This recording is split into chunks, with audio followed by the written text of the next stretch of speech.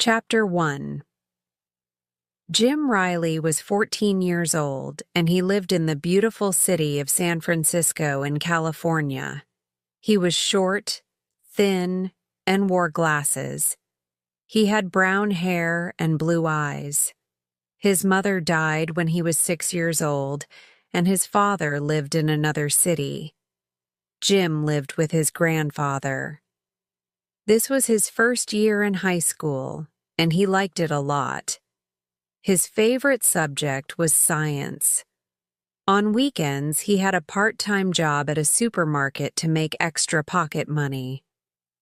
Jim's home was on Telegraph Hill near San Francisco Bay. From his living room, he could see the Golden Gate Bridge and the bay. Every morning, he walked down Telegraph Hill. He met his friends at the bus stop at Washington Square. They went to high school together. Washington Square was a historical landmark, and the people of San Francisco loved to go there. It was a lovely park for children and adults. There was a small playground for children. It was also a place for the people of the North Beach neighborhood to meet. There were restaurants, cafes, and nice shops around Washington Square. Often there were music and arts festivals. Normally, Washington Square had green grass and beautiful flowers. But there was no rain for a long time, and the grass was dry and yellow, and the flowers were dead. "Hi, Jim," said Brian. Brian Wilson was Jim's best friend. He was 14 too. He was a tall boy, with blonde curly hair and green eyes. He played basketball on the high school team. His parents had a grocery store, and he helped them on weekends. "Hi, Brian. Did you finish your English homework?" said Jim. "Yes, I did, but Shakespeare wasn't easy." "Look, there's Susan," said Brian. "Hi, guys," said Susan. Susan Hardy was a pretty African-American girl. She was a good friend of both boys. She was also a very good student.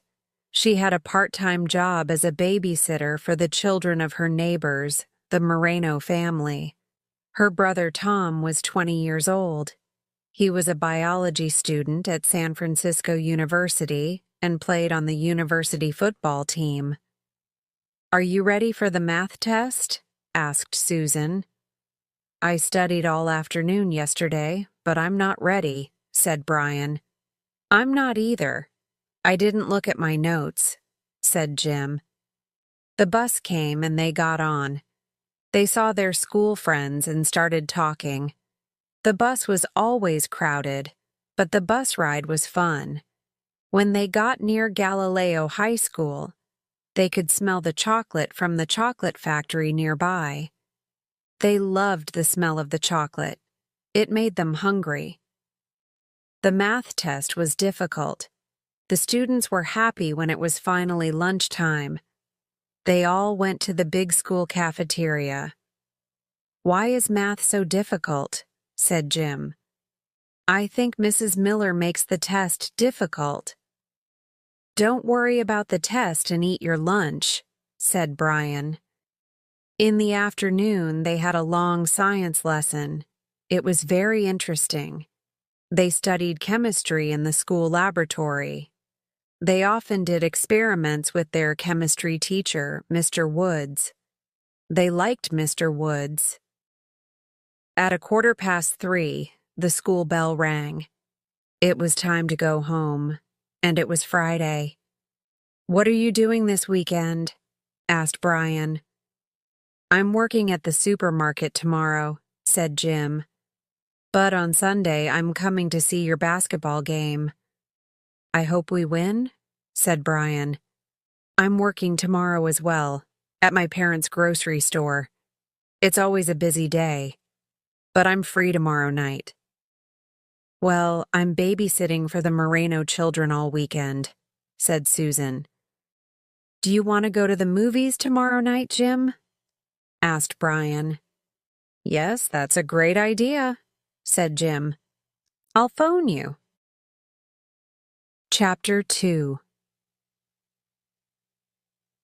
The Face at the Window.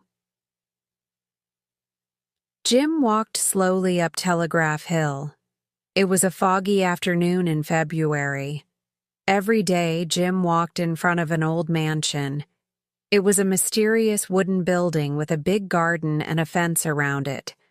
Jim often looked at it and thought, "What's inside? Why doesn't anyone live here?" That afternoon, he stopped in front of the gate. He looked at the garden and the trees. What a strange place. No one took care of it. Then he looked up at the old mansion. He looked at the window on the second floor. There was a face behind it.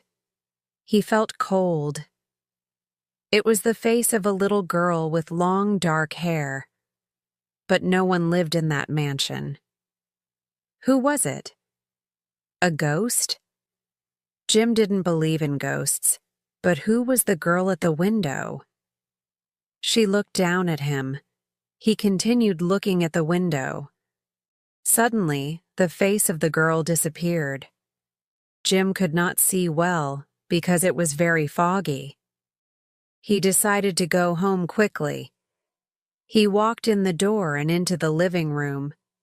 He saw his grandfather in the corner of the room. "Grandpa!" he cried. "I saw a ghost." "What did you say?" asked his grandfather with a smile.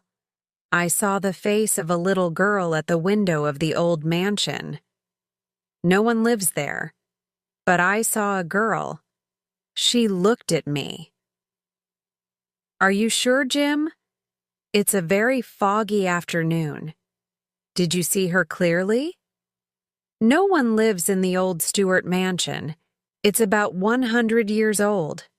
There's a strange story about it, but I don't think there are any ghosts." "What story?" "Please tell me," said Jim.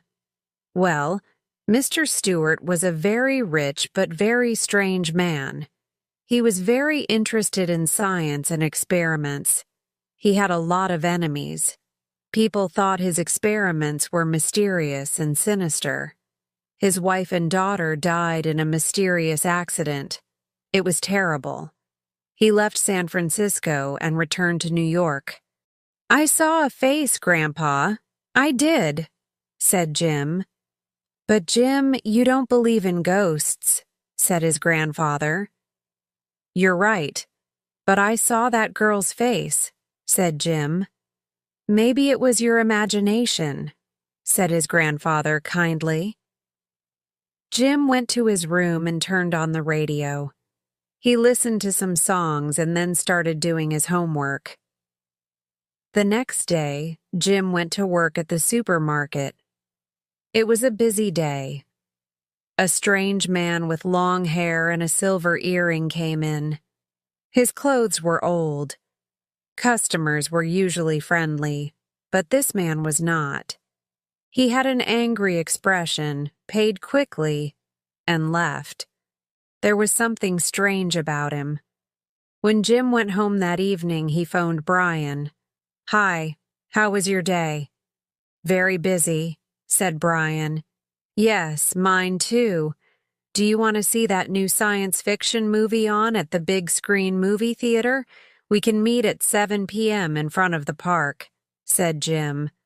"Okay, I'll see you then," said Brian. "At Washington Square. Don't be late." Jim left the house and started walking to the park. He stopped in front of the gate of the old Stewart mansion again. There was no one at the window. He stayed there a few minutes. It was windy, and the big trees in the garden made strange noises. He looked at his watch. It was nearly 7 o'clock. He was late to meet Brian. Chapter 3. The Stewart Mansion. After the movies, the two boys went to eat an ice cream at Pier 39. It was a beautiful night. They stopped and looked at Alcatraz Island in the middle of San Francisco Bay. Jim told Brian about the face at the window. "What?" said Brian. I don't believe it. I want to come with you next week. I want to see her too. Really? That's great, said Jim. It's a strange place. I'm always a little afraid when I go alone. Let's go together soon. On Monday after school, the two friends met Susan at the bus stop. They got on the bus. Where are you going? Susan asked. Can you keep a secret? Asked Jim. Why? Do you have a secret? Asked Susan. Yes, I do, said Jim. Is it about Jenny Lee's new boyfriend? Asked Susan. Jenny was a very popular girl in their class. Susan hoped Jenny Lee's new boyfriend wasn't Jim. He told her about the Stewart mansion and about the face at the window. Then he told his friends his grandfather's story about the mansion, the scientist, and the mysterious accident. Scary, said Susan. Old mansions always have ghosts. Can I come with you? Jim smiled at her and said, Of course, but promise not to tell anyone. Jim was happy that Susan wanted to come. Susan was pretty. Hey, come on, it's our stop, said Brian. Let's get off. It was 4:30 p.m., and it was a cold, sunny afternoon. The three friends walked up Telegraph Hill. When they arrived at the Stewart mansion, they stopped in front of the old gate. What a strange place, said Susan. It's cool, said Brian. They looked at the window on the second floor, but they saw nothing. They started talking and looking around.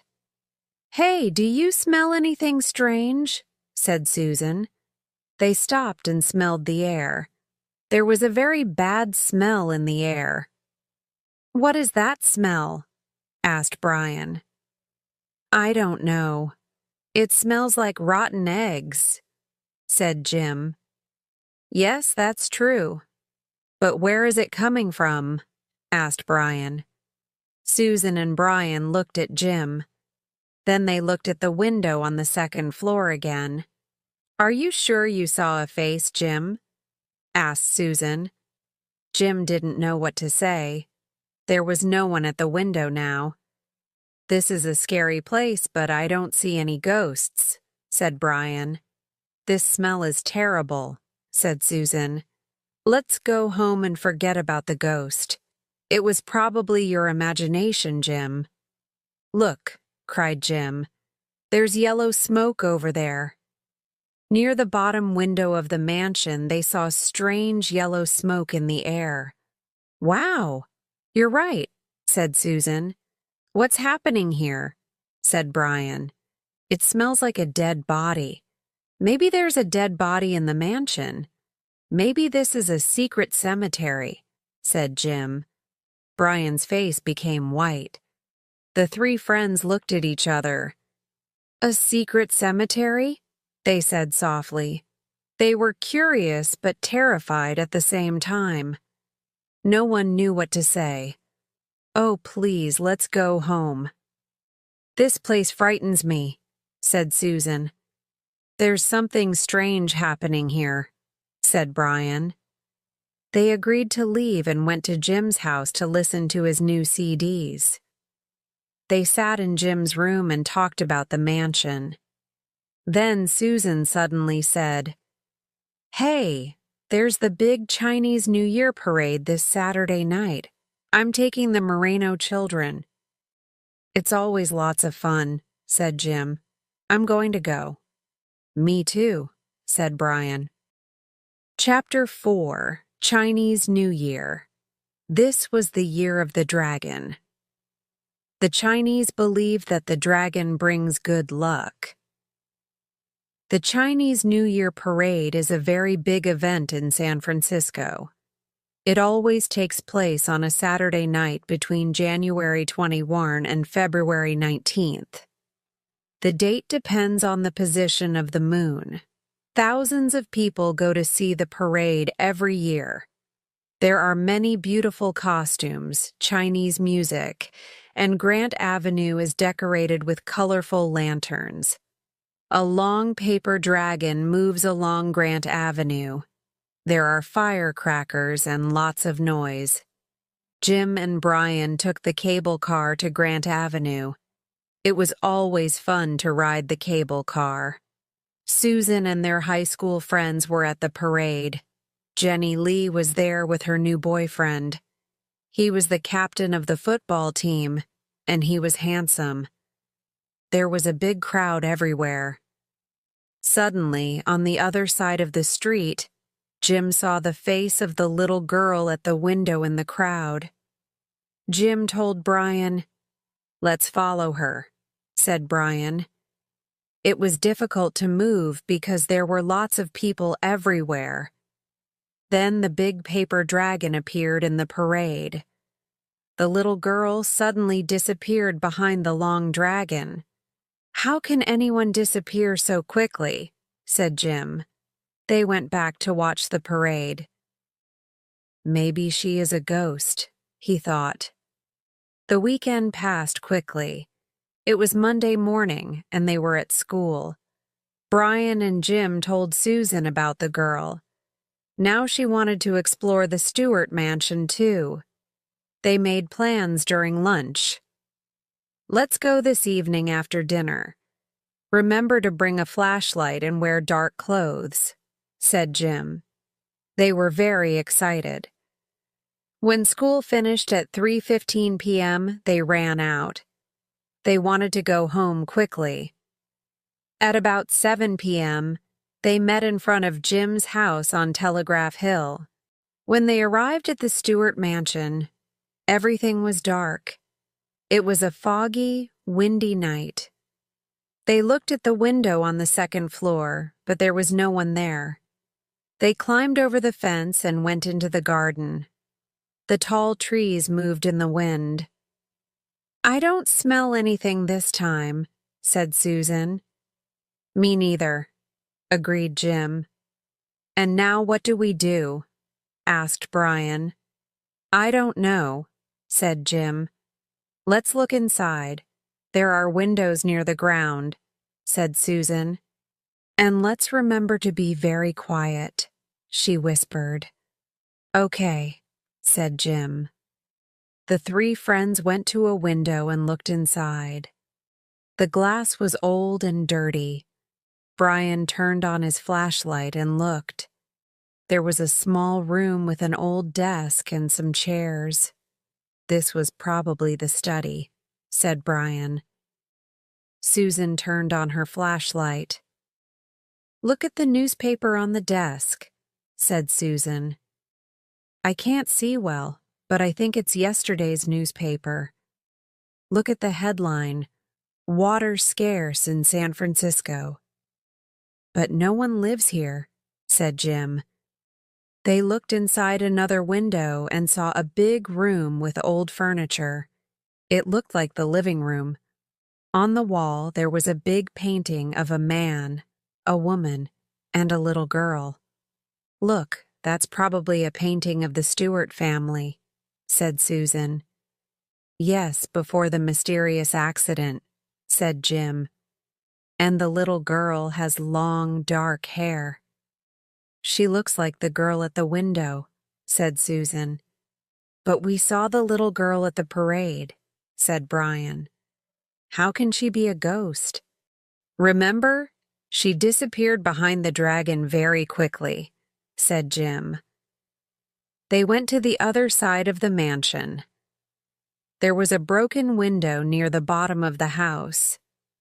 They looked inside. They saw a big, dark basement. No one was there. Then Jim turned on his flashlight too. In the basement, they saw some long tables. There were test tubes, glass bottles, and other laboratory equipment. "This looks like our chemistry lab," said Jim. "Maybe someone is using it," said Susan. "But why? Maybe someone is experimenting with something secret," said Brian. "I don't like this place," said Susan. It gives me a bad feeling. Are you scared? Asked Brian. No, I want to come back again, but in the daytime, said Susan. Okay, said Jim. Let's go then. Crash! There was a loud noise. It came from one of the rooms upstairs. What was that? Cried Susan. We're not alone here. Someone or something is here, said Jim. Let's get out of here, said Brian. They started running to the fence. They ran under the trees and suddenly heard a strange sound from the branches above their heads. They looked up. Eek! Cried Susan. Bats! They climbed over the fence quickly and ran away. Chapter 5. A mysterious magician. Jim heard the voice of a child in the fog. Help! Help! It was a cold night.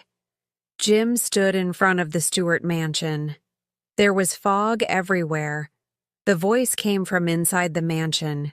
He didn't know what to do. He wanted to help the child, but he also wanted to run away. Suddenly he felt a hand on his arm. For a moment his heart stopped. He could not turn around. He was too scared. An angry voice behind him said, "What do you want?" Jim turned around slowly. He saw a big man with long, dark hair and angry eyes. It's the same man I saw at the supermarket 2 weeks ago, he thought. He was about 50 years old. He had a silver tooth and it shone in the dark. He also had a silver earring. He was awful. Well, what do you want here? Jim looked at him and said, Nothing. Who are you? Don't ask questions. Stay away from here. I'm a dangerous man. I eliminate problems, and you're a problem. Go away now. He pushed Jim to the ground and disappeared in the fog. Jim woke up. He was scared.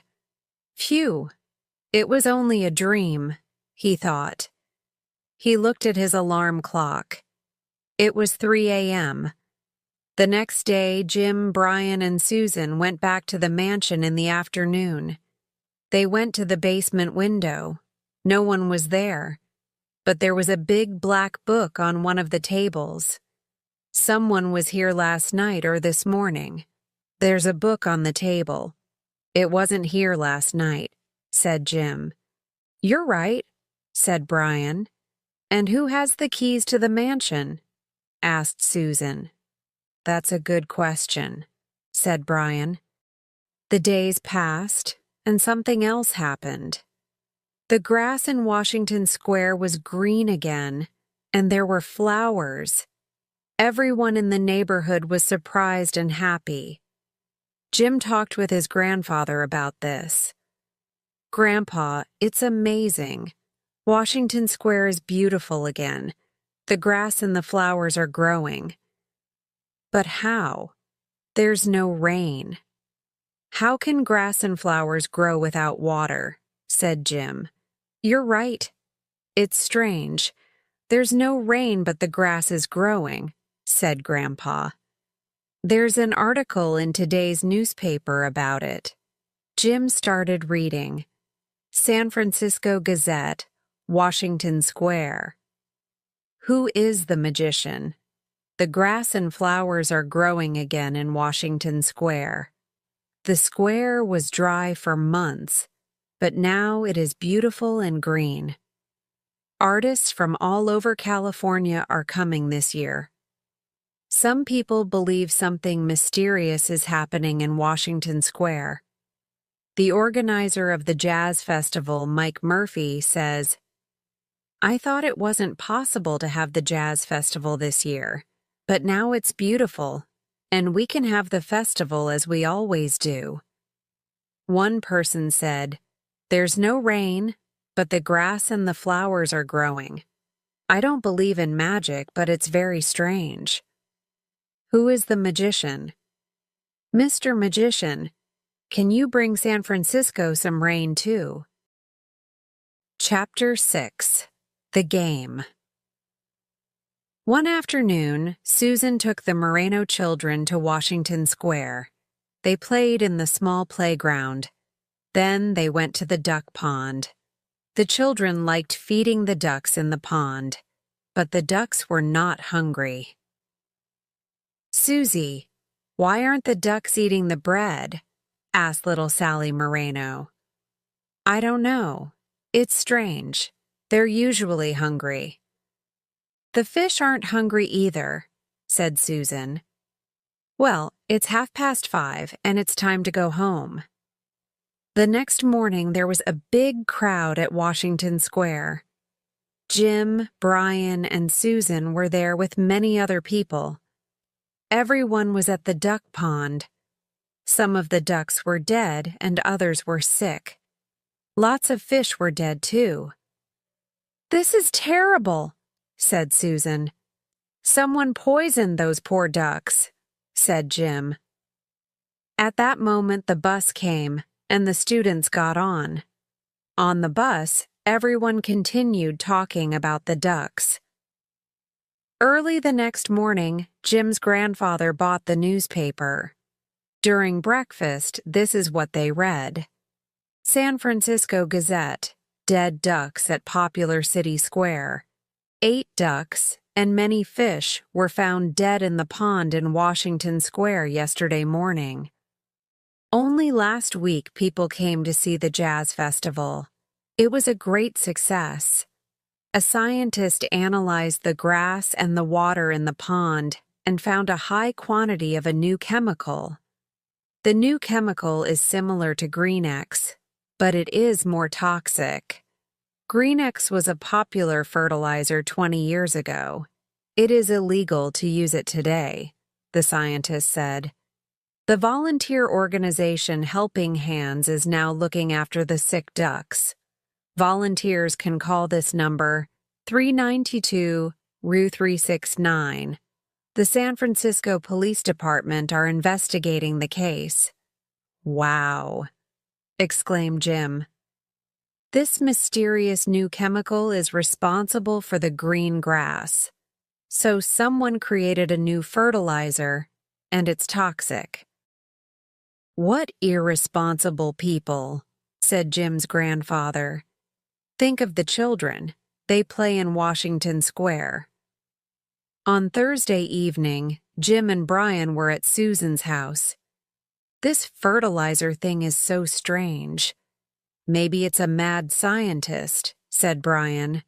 "Maybe they can make a lot of money with this new fertilizer," said Jim. "Yes, a lot of money." "And they'll poison all the animals," said Brian. Susan was quiet for a few minutes. Then she said, "I want to solve this mystery. I think there's a connection between the Stewart mansion and this fertilizer, but I don't know." On Friday evening, Susan went to see her brother's football game. It was San Francisco University versus Monterey University. Tom was a good player. The stadium was almost full. Susan found a good seat to watch the game. Susan liked football games. She always went to watch her brother play. It was a cold night, and she put her hands in her pockets. "I'm glad I have a warm jacket," she thought. Then she looked at her watch. It was almost 8:30. It was time for the big game to start. She was excited. Suddenly, 2 people behind her started talking about Washington Square, but she could not hear all of their conversation because there was lots of noise. She listened carefully. "These people know something," thought Susan. She continued listening, but she did not look at them. "It's illegal, but the experiment almost finished," said one voice. "All right. On Lombard Street," said the other voice. "Lombard Street. The Stewart mansion is on Lombard Street. So there is a connection between the mansion and Washington Square, Susan thought. Suddenly she understood. I must tell Jim and Brian, she thought. She was very excited and looked at her watch. The game finished on time, and San Francisco University won. After the game, she phoned Jim. She told him about the conversation between the two young women. You're a great detective, Susan. You're right. It's that secret laboratory, said Jim. Let's tell the police immediately, said Susan. Yes, that's the right thing to do. Tomorrow's Saturday. Let's meet early in the morning, said Jim. I'll call the supermarket and tell them I can't work. Okay, said Susan. I'll call Brian now. It was lucky I went to Tom's football game, she thought. Chapter 7. The Police Station. On Saturday morning, Jim, Brian, and Susan went to the Chinatown police station. Good afternoon, Brian said to the policeman at the door. What can I do for you? Asked the policeman. We want to report something, said Brian. Come to my office and sit down, said the policeman. I'm Sergeant Chan. They explained everything to Sergeant Chan. He was interested and a little surprised. Why were you at the Stewart mansion? Asked Sergeant Chan. One day I saw the face of a little girl at the window, said Jim. I told my friends and we wanted to explore it. Did you see anyone inside this secret lab? Asked Sergeant Chan. No, we didn't, said Jim. I understand, said Sergeant Chan. The mansion is very close to Washington Square. Perhaps you discovered something interesting that night. I'll send some officers to investigate. I want you to come too. You know where the laboratory is. I'll phone you. Yes, Sergeant, answered Jim. In the afternoon, the phone rang at Jim's house. Hello, this is Sergeant Chan of the San Francisco Police Department.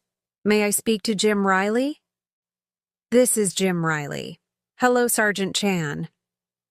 Jim, my officers and I are going to investigate the Stewart mansion. Can we meet you at 5 o'clock this afternoon? Of course. Let's meet in front of my house at 325 Lombard Street. Then we can go together, said Jim. You and your friends wait outside your house. We'll go in a police car, said Sergeant Chan. We'll see you at 5 o'clock then. Goodbye. Jim was excited. He told his grandfather about the phone call. I'm very proud of you and your friends. You're doing the right thing, said his grandfather. He smiled, but he was worried. Thanks, Grandpa. Jim called Brian and Susan. Meet me outside my house. The police are going to drive us to the mansion. It was 5 p.m. Jim saw 2 police cars in front of his house. He and his friends got into the police car with Sergeant Chan. Good evening. This is Sergeant Lopez, said Sergeant Chan. Pleased to meet you, sir, said Jim, Brian, and Susan. Now, this is our plan. We'll drive to the mansion and my officers and I will go in. Jim, you will show us the basement window.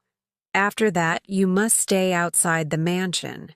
Only the police will enter because it can be dangerous. Do you understand? Yes, I do, sir. I'll wait outside with my friends, said Jim. The police car drove up Telegraph Hill. When they arrived in front of the Stewart mansion, Jim, Sergeant Chan, and Sergeant Lopez got out of the car. 3 policemen got out of the second car. The 5 men followed Jim. He took them to the gate. The policeman looked around. You go around the back of the house and we'll go around the front, said Sergeant Chan to the other policeman. "Where did you see this laboratory?" Sergeant Chan asked Jim. "Over there by the window," replied Jim. They saw yellow smoke near the basement window. There was a bad smell, like before. "That's the smell of sulfur," said Sergeant Chan, "and it's very strong." He opened the gate and went in. The other policemen followed him. Jim remained outside with his friends and waited. Chapter 8: The Secret Formula. There were 4 young people in the laboratory, 2 women and 2 men. They were in their early 20s and were very busy with an experiment. They stood around the long table. One woman wrote something in a big black book. The other 3 worked with test tubes. There was a portable computer on a small desk. Near the desk was a little girl who was with the man with long hair and a silver earring. Sergeant Chan looked inside the basement window and saw people in the laboratory. Jim Riley was right. There is an illegal laboratory here. "Let's go in," said Sergeant Chan to his men. The police broke the front door and went into the mansion. They immediately went to the basement. "This is the San Francisco Police Department. Put your hands over your heads," Sergeant Lopez cried. "You have the right to remain silent. Anything you say can be used against you." The young people were surprised and angry. "Oh no!" cried one young man. He and his friend ran to another door, but the police stopped them. "Who are you, and what are you doing here? Do you know you are on private property?" said Sergeant Chan. One of the young women spoke. She was very nervous. "My name is Barbara Dell. We aren't criminals. We're students at San Francisco University in the Department of Chemistry." "Who's that man?" "He doesn't look like a student," said Sergeant Chan. "He's Ben Bradley. He has the key to the mansion because his grandfather was a gardener here many years ago. Now Ben doesn't have a home. He sleeps here at night," said Barbara Dell. "Oh, shut up," said Ben Bradley angrily. "Be quiet," said Sergeant Chan. "Now continue your story." "Don't tell them anything, Barbara," cried one of the young men. "The formula is our secret." "I want to tell the truth," said Barbara. "We discovered a new molecule at the university. With this molecule, we created a new formula for a powerful fertilizer. People can use this fertilizer without water. We knew that no one lived in this mansion. And we knew there was an old laboratory in the basement because Mr. Stewart was a scientist. We wanted to keep this a secret because you wanted to sell it to a company and make a lot of money. And you tested the fertilizer in Washington Square. You polluted the water of the duck pond. You killed the ducks and the fish. Your new fertilizer is toxic and very dangerous. Do you know that children play in the park near the duck pond?" asked Sergeant Chan angrily. "We didn't want to pollute the water in the pond or the grass in the park," said one of the young men. "We just wanted to test the new fertilizer. And you decided to test it in a public park. Didn't you think about the people and the wildlife? You 4 must come with us to the police station," said Sergeant Chan. "We will also take all the chemicals you are using in this laboratory." The little girl at the desk was scared and started crying. She ran to Barbara Dell. "Who is she?" asked Sergeant Lopez. "She's my little sister. I bring her here sometimes," said Barbara. Then the policemen, the university students, and Ben Bradley came out of the mansion. Jim, Brian, and Susan were outside. When Jim saw Ben Bradley, he was very surprised. It's the man from the supermarket, he thought. The little girl looked at Jim. Well, she's not a ghost. She's real, he thought. Sergeant Chan smiled at Jim, Brian, and Susan and said, "You helped us a lot. Thank you. Come to the police station tomorrow, and I'll explain everything. Thank you again." The police cars drove away. The next day, the three friends went to talk to Sergeant Chan. "Those university students were very intelligent," said Jim. "They created a new formula." "Yes, but they were also very irresponsible. We found many illegal chemicals in that basement. Those chemicals are very toxic. Now we must close Washington Square for a few weeks. There will be a lot of work for our chemical experts," said Sergeant Chan. "What will happen to the university students?" asked Susan. "There will be a trial," said Sergeant Chan. "They could go to prison." "How are the other ducks?" asked Brian. "The volunteers at Helping Hands are looking after them. They're feeling better," said Sergeant Chan. Jim, Brian, and Susan left the police station. They were all happy. "Pizza for everyone tonight," said Jim. "Great idea," said Brian. "Let's go to Nico's pizza place on Washington Square," said Susan. Jim and Brian looked worried. "Don't worry, I'm only joking," said Susan, laughing.